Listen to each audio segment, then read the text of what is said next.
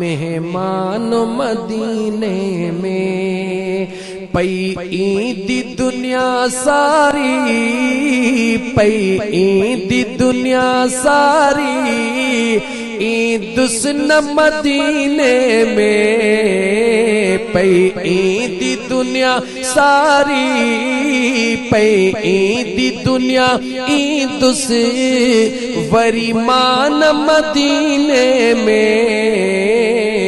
अज रात आया नाना मेहमान मदीने में। अज रात आया नाना मेहमान मदीने में। गल लाए मुखे चो तू वञ तोखे इजाजत आ। बचड़ो काॾे बि वेंदो आहे अम्मा जे कदमनि ते किरी चवंदो आहे अम्मा दुआ कजां। बचड़ो काॾे बि वेंदो आहे पंहिंजे दिल पर बाबा जे कदमनि ते चिरमियूं ॾेई चवंदो आहे बाबा दुआ कजां। दुनिया जो नेक बचड़ो अबे अम्मा जा कदम चुमंदो आ। अज उहो दुनिया जो बचड़ो जंहिंजे नाले जे करे रब जहन्नम खां जहन्नम टारे छॾींदो आ। अज उहो इमाम अली मकाम इमाम हुसैन अलैहिस्सलाम मुझे महबूब मुस्तफा जे मज़ार पुर अनवार जे मथा वेही करे कदमन के चुमियूं ॾेई करे चवे थो नाना सजी जिंदगी दुनिया ॾिठो कुलड़न ते सवारी करायई, सजदन में पुठड़ीअ ते सवारी करायई। दुनिया त कोन समझो ये सवारी कहिड़ी आ, पर ओ मुझा नाना तुझे ज़ात के भी खबर हुई, जैसा सौदो कये उन के भी खबर हुई, मां हुसैन के भी खबर हुई। अज तुझो वायदो पूरो करण जे ला ओ मुझा नाना अज तुझे शहर के छॾियां थो मुखे इजाजत दे। गल लाए मुखे चो तू वञ तोखे इजाजत आ।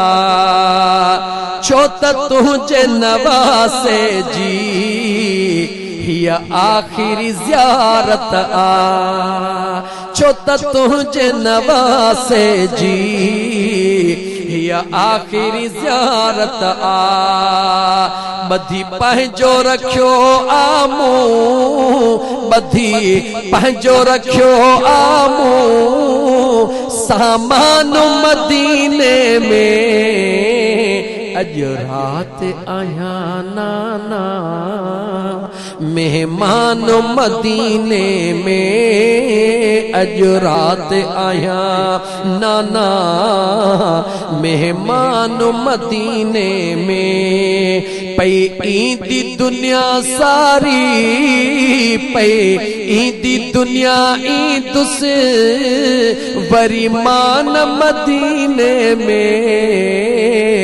अज रात आया नाना मेहमान मदीने में। सुगरा जी अथई पारत